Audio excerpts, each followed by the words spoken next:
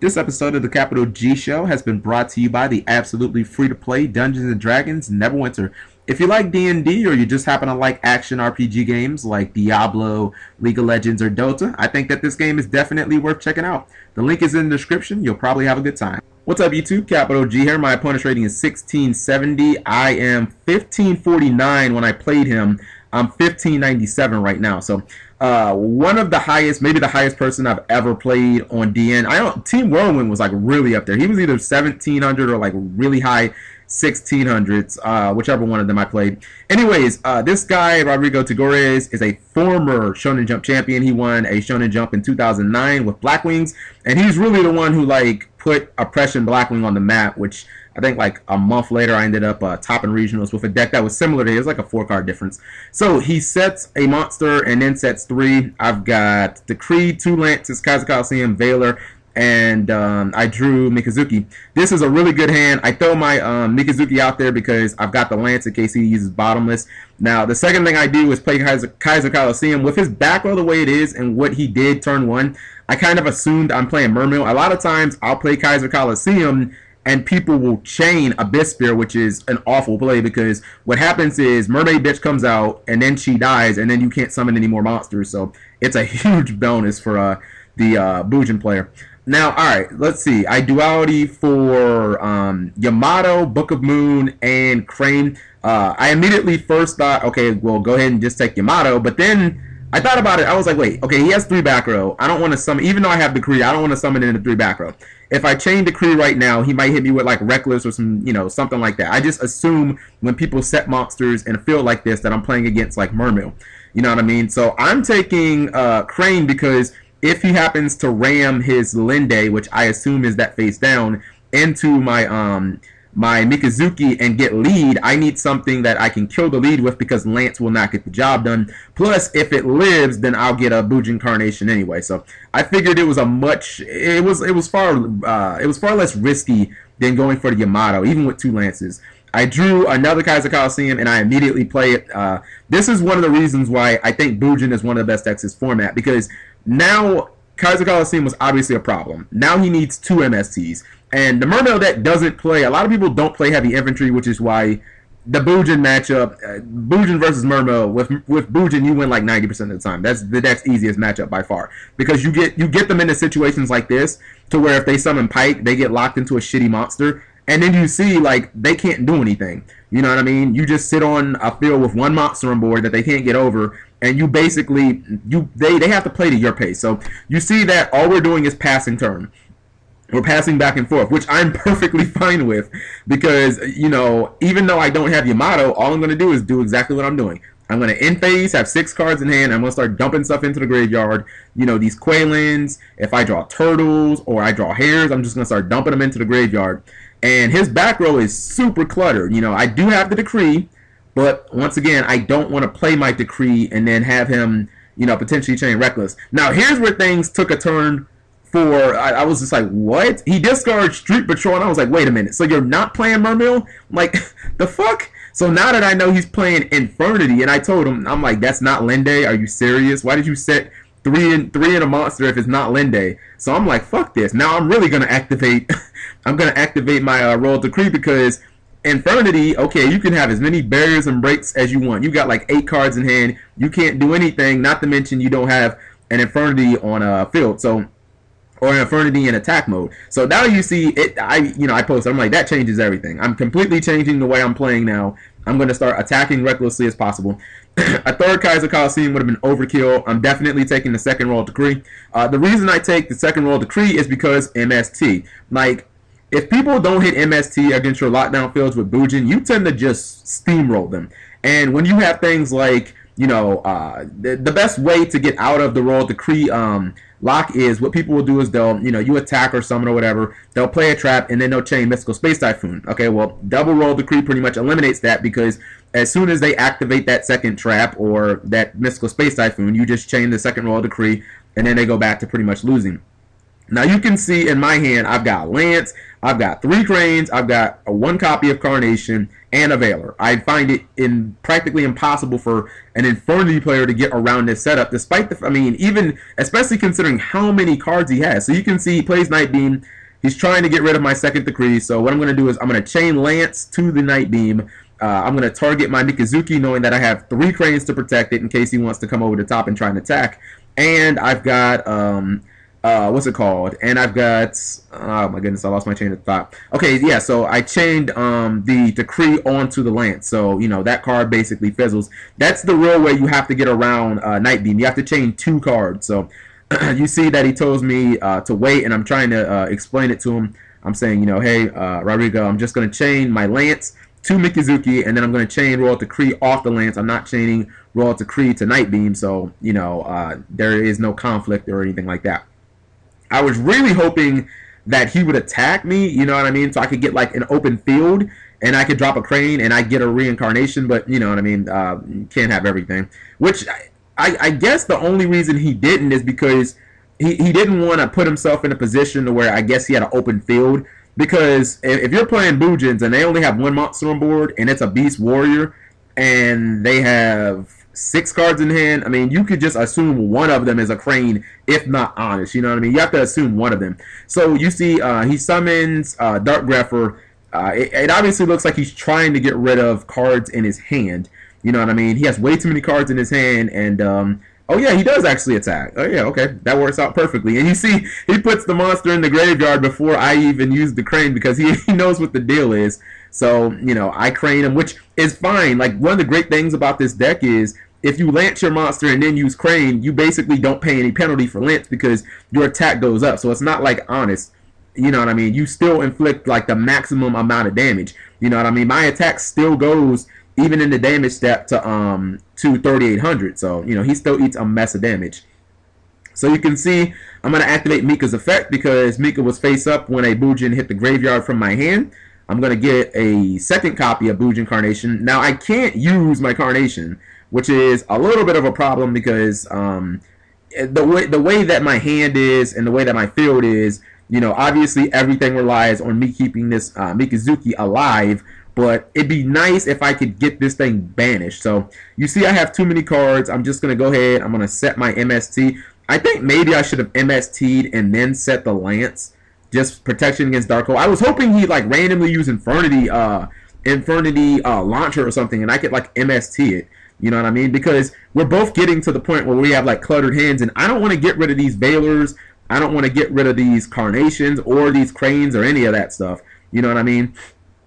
And I thought about this for a second here. You know, I could use Crane to get over it, but I feel like that's a waste. You know what I mean? The thing is, even when he has, and actually I should have took 100 life points.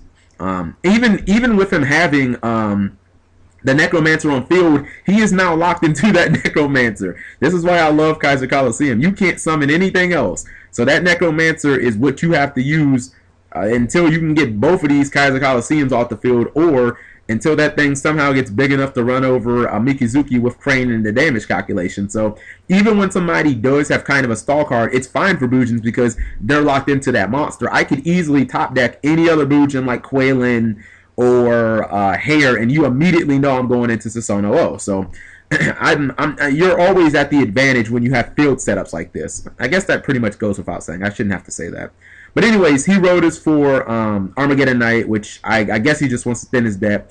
He discards Break, and you can see I top decked exactly what I needed. I top decked Turtle, so not only can I exceed into Susanoo O, but I can get Turtle into the graveyard in case somehow he gets rid of Double Decree and has an Infernity Break. I think that's probably the only targeting effect he would use this game. But having Turtle in the graveyard is always good because it's good against Silent Honor Arc.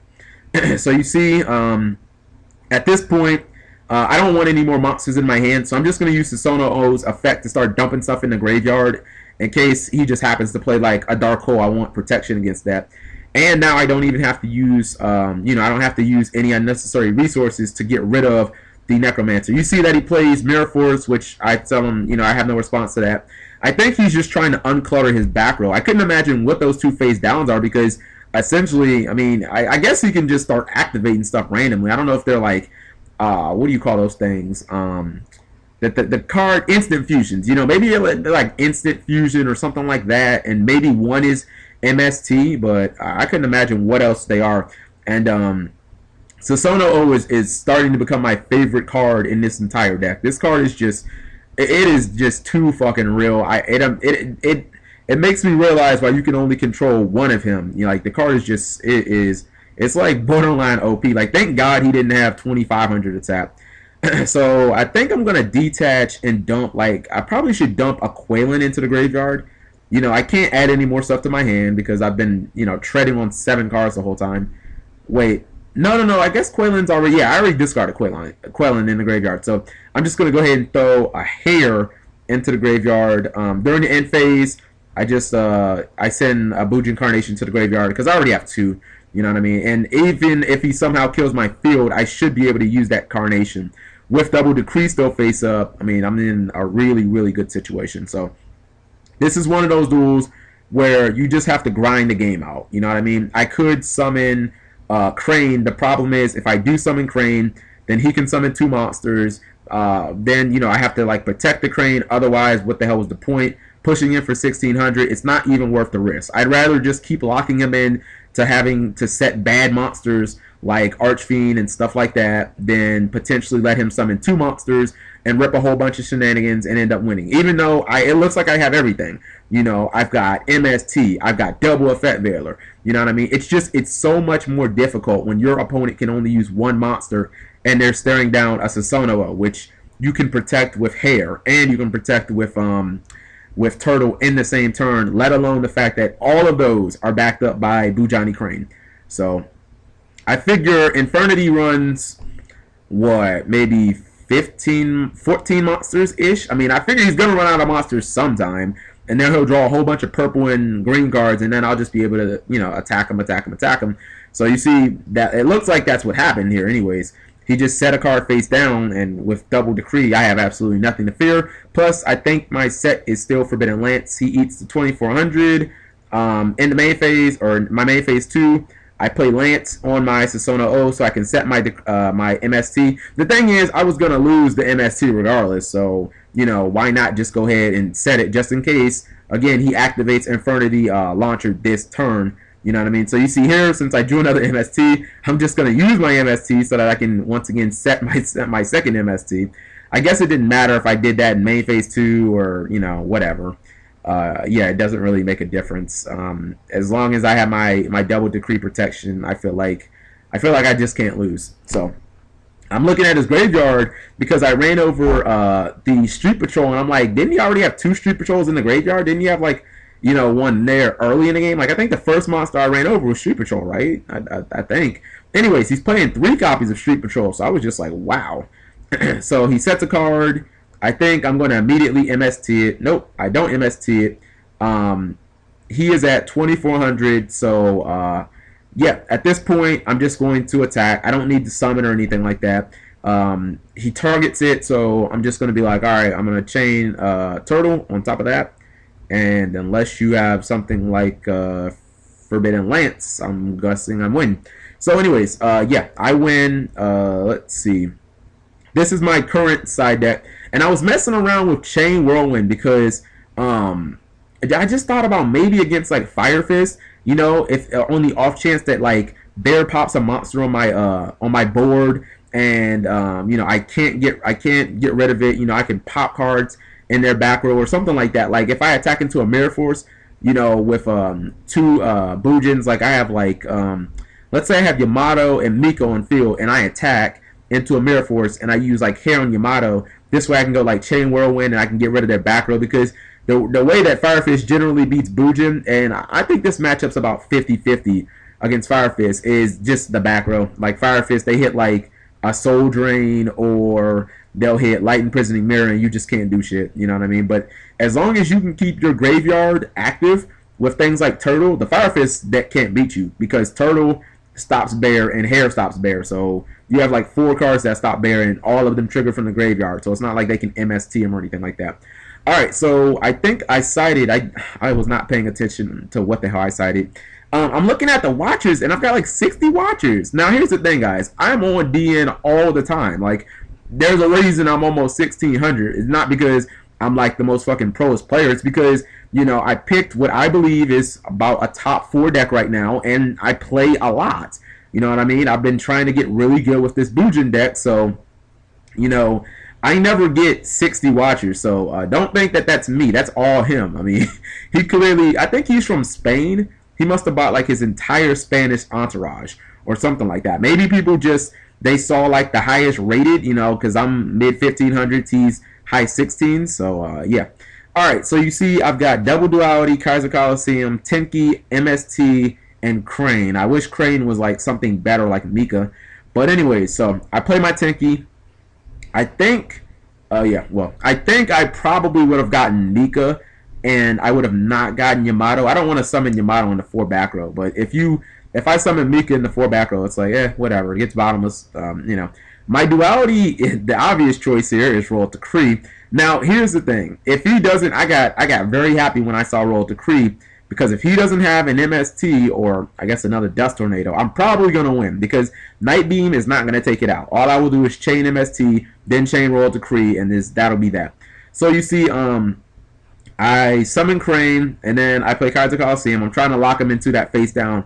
Hopefully it's something like Infernity Necromancer that can't get over my Crane, because I don't have any protection for Crane, and if I lose my Crane, my Kaiser just becomes ridiculously dead, and I'm probably going to just lose the duel right then and there. So, we'll see what happens. He has more cards than I do. He has 4 cards in his back row, and he summons Necromancer. Now, I think I misplayed here, because I thought about immediately activating Royal Decree, and I think I should have. Oh, wait. I think maybe that might be what I do. You know what I mean? No, I think I let him set the card, because I was sensing, and I was like, all right, why would he put Infernity Archfiend in attack mode unless he had a barrier? There is literally no other reason to do this play unless he has a barrier. You know what I mean? So I tell him it's fine, because I'm like, all right, maybe I can MST the barrier or something like that. I'm like, all right, well, he probably, I didn't expect his last card to be something good. You know, I expected his last card to be, I don't know, like a random monster or something like that. If he would have even had like Infernity Archfiend in his hand and just ran over my my Crane, that would have been much better. But the fact that his last monster was Foolish Burial helped. You know, I still was counting on my Kaiser Coliseum just being able to lock him down. So you see, he MSTs my Kaiser Coliseum. So I'm trying to MST one of his other cards. What I'm trying to do right here, guys, is I'm trying to find the Infernity barrier, because even if my Crane gets run over by Archfiend, I figure I could still just play Royal Decree and I could lock him down, and whatever he searched from Infernity Archfiend, which I would assume would be, you know, like a barrier or something, it would be no good. He'd have to search like a monster. So yeah, you can see that things aren't going well for me. He has more cards than I do. It's pretty, I would have to imagine that he still has a barrier. So you see, he puts a monster in his hand, and this is where I'm going to activate, what's it called? This is where I'm going to activate Royal Decree, and it just so happens that he has Dust Tornado for it. So it's like, all right, well, Royal Decree wasn't going to work anytime at all. You know what I mean? And that face down, the last card he has in his back row, I assume is Barrier. So even if I somehow was playing a trap deck, you know, and I had Mirror Force, all he would do was Barrier it. So you see, I'm going to eat the 200, and then I'm going to eat another 1800. And I would assume, because, yeah, I'm going to assume right now, because he has the Barrier, which means no matter what I top deck, if it's not a monster, he'll just Barrier it. I would assume he's going to put Archfiend on top of his deck, because if he puts Archfiend on top of his deck, then he can get what do you call it? He can get Infernity Launcher. And the thing is, if I have any spells or traps, he'll just Barrier them.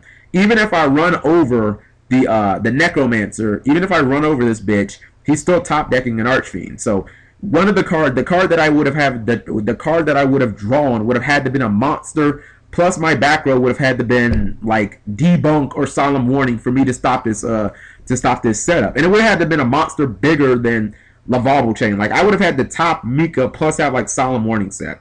So you see that I play Dark Hole, which he uses Barrier on. Then I play pot of duality, and I just scoop it up because there's no way for me to stop what he's about to do.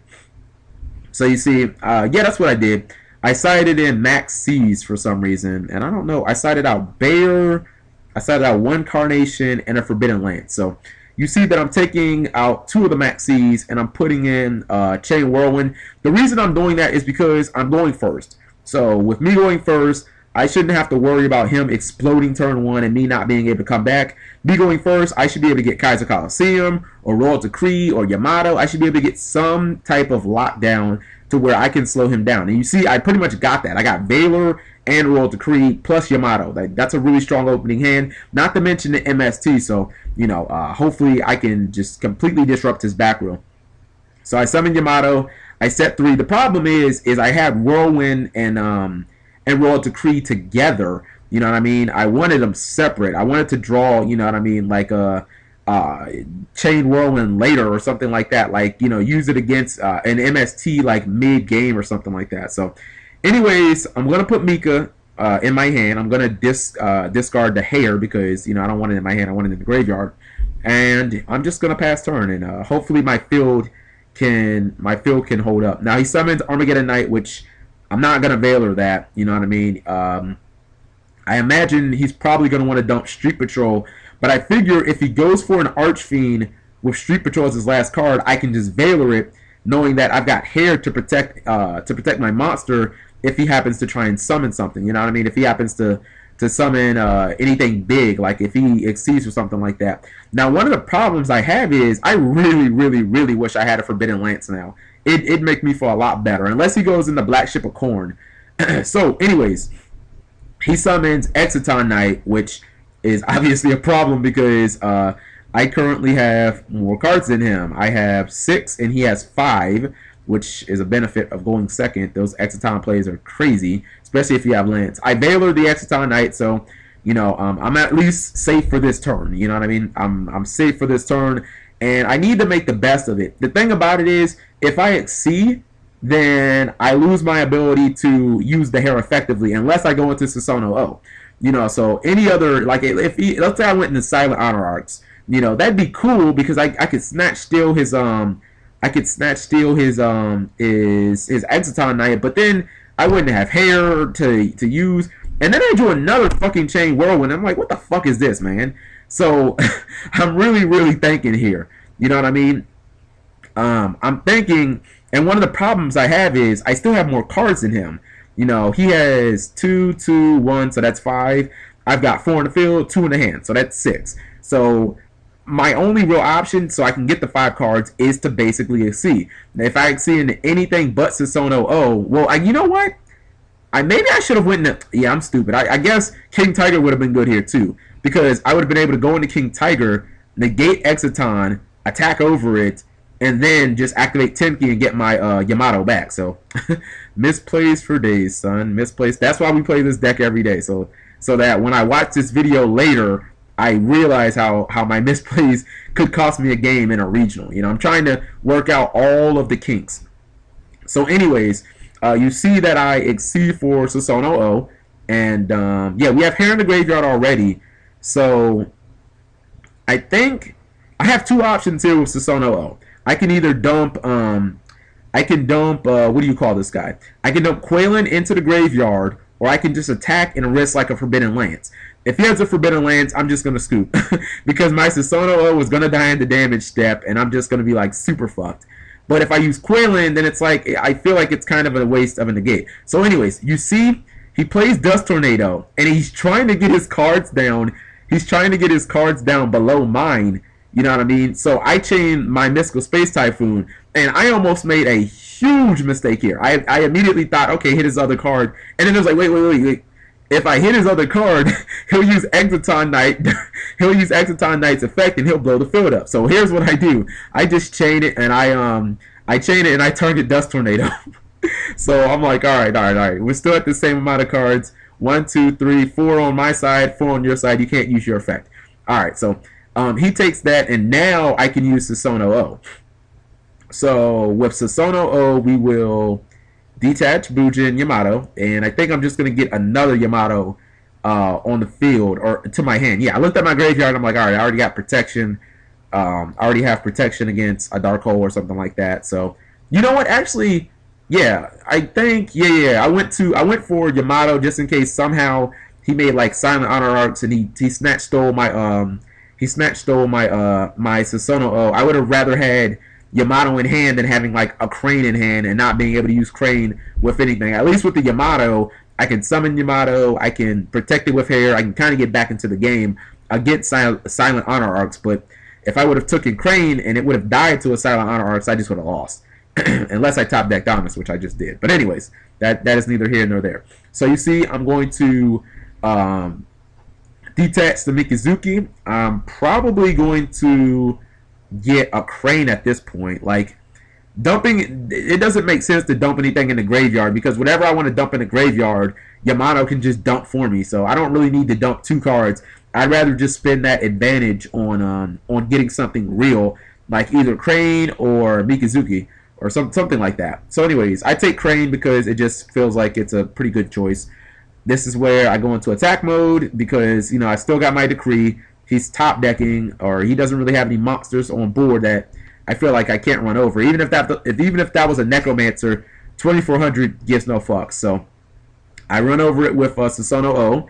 I attack with Yamato for 1800, and then in the end phase, I think I'm going for Turtle because if he somehow gets my Decree off the field, I would have to imagine that, you know, there's a decent possibility that he could have an Infernity break, and I know he already has Archfiend in the graveyard, so his Infernity break would be live as long as he can get his cards, as long as he, you know, could get those cards out of his hand, anyways.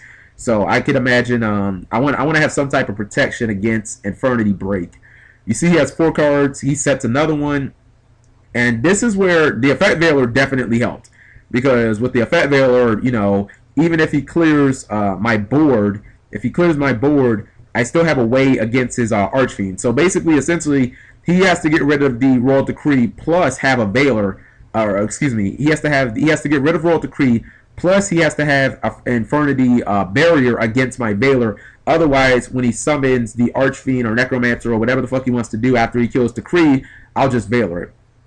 So you can see I want to get that Chain Whirlwind out of my hand. I feel like it's a completely dead card. So rather than dump Quaylin into the graveyard, which I usually do after I have Turtle and Hare in graveyard, I just go ahead and add the Crane and get rid of Chain Whirlwind. I now realize how bad it was to side that in, but seeing both copies that I sided in, that was no bueno. Now you see he has Mystical Space Typhoon for my Royal Decree.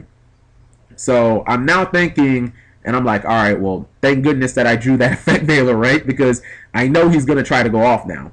You see, that's exactly what he does. He summons Necromancer. I try and use Effect Veiler to negate it, especially on summon because that bitch would have to stay in attack mode. Like, that would be lovely. And he does have the effect, or he does have the barrier for the Effect Veiler. Now, here's where things get interesting because I'm looking at him. I'm like, all right, well, what can you really do here? I mean, he has an Archfiend in graveyard. I have Susono on field. I've got Yamato on board. I have a Hare in the graveyard. I have a Turtle in the graveyard, and I have 2 Cranes, and an Honest in hand. So this is where things are going to get interesting. And one of the few ways to actually stop Bujins, and a lot of times when I'm playing against Mermail players, is I'll basically hold my Effect Veilers for the entire game until they want to use Abyss Dweller. Because when they want to use Abyss Dweller, they're basically trying to lock you out of your protection. They're trying to lock you out of your Hare and your Turtles and stuff like that. Outside of Abyss Dweller, they really can't crack your field. So you see that he plays Instant Fusion after he gets his Infernity Archfiend. So if nothing else, he can exceed into a rank 4, and he still has a long way to go. Not to mention he's at 2,900 life points. So I'm still at 8,000. I can still do some decent damage. He makes Lavalval Chain. He detaches Archfiend. The Lavalval Chain is going to send something to the graveyard. I'm imagining it's going to be a Street Patrol, which would trigger Archfiend in his hand, and it would allow him to summon it and search another card. He's already used. Oh no, wait, I'm sorry. Last card in his hand was Infernity Launcher, which he searched from the first Archfiend that he summoned. I'm stupid. I don't know why I forgot that. Anyway, so he plays Launcher. He's gonna target both of his both of his Archfiends because those are the only 2 cards in his graveyard. Look at me looking at my Chain Whirlwind. That card is so bad. It is coming out of my side deck. The reason I put it in there is because I was playing Fire Fist and I got hit with Full House and it just, man, it eviscerated my field. I had like 2 face-up Tinkies and like 2 random face-down cards, which were like a Lance and like a Book of Moon. And I was so salty, man. Full House is like crazy. Alright, so he searches he searched something with the Archfiends that he got. Anyways, he makes another Lavable Chain. He dumps another Street Patrol. That's right, he searched Necromancer. Necromancer is going to summon Archfiend. At this point, he's pretty much out of being able to go into rank 4 Exceeds. At least, you know, resummoning Archfiend. So he has to get a real Infernity card here. And I remember thinking, all right, how can we survive this? I thought to myself, he can get Break, but if he gets Break, I've got Turtle for that. So Break is not really great. He can get Barrier, but then that means he has to leave Archfiend. He has to leave Archfiend on board. I'm looking at his field right now, and I'm like, all right, he can get Necromancer, or he can make Leviator, and he can get Street Patrol, and then he can exceed into 1 more rank 4 exceed. But, you know, that locks him out of Barrier. So I'm thinking, all right, he has to get Break, but I don't care if he gets Break, because if he gets Break, I can just negate it with Turtle. So I'm like, all right, well, I'm in a good position. Not to mention, what on his fucking field can get over Susanoo O? Because I can tell you right now, Susanoo O plus Honest is real. Oh my god. That was what I was thinking. I was like, son, if I use Susanoo O plus Honest, I'm gonna shit on his field. I'm gonna do so much damage.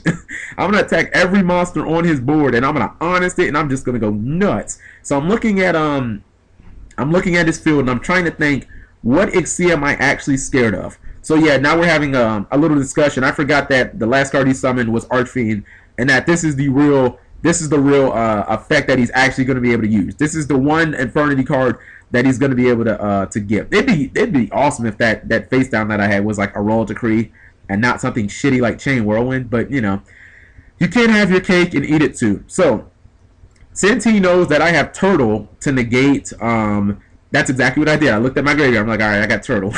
I'm good. Since he knows that I have Turtle and he has a targeting card, I imagine he has to go into Abyss Dweller. I don't have Veiler, so Abyss Dweller would be able to be live. Now, he can't use it this turn, so I don't really feel like my monsters are threatened here. And I guess the only advantage he has is he could essentially clash one of his... he's trying to get rid of my Yamato. You know what I mean? Like, he knows that I have... he knows I have at least 1 Crane. So I guess he figures he could ram one into Leviator and kill Yamato, right? Even if I use Bujani Crane to save my Yamato, he could just crash into it again, and that would eventually kill it. Like, how many Cranes could I potentially have? The fact that I have Honest completely fucks up what he's trying to do, because, you know, what he's trying to do is he's trying to use Abyss Dweller to make it so I can't use Turtle and then use the what's it called, and then use the break so Turtle won't be able to protect me. So we'll see how that works out for him. If you guys look at my hand, you can pretty much imagine how it's going to work out for him. So you see that he does go for the Leviator play. He gets Street Patrol back to his deck. He's going to exceed into a rank 4. He has to go into Abyss Dweller. If he doesn't go into Abyss Dweller, then this whole play was just pointless because he can't stop Turtle from negating break. So you see that he triggers Abyss Dweller. He attacks with Lavable Chain, and I activate Honest. So now my Yamato is protected from all those motherfuckers. He can't use Leviator or Lavable Chain to try and suicide and make me only have 1 monster on board. So, yeah, he says that was not nice, and I'm like, well, you know, shit happens. And having to draw Honest, well, you know, whatever. Honest is a good card. If it was at 3, I'd play 3.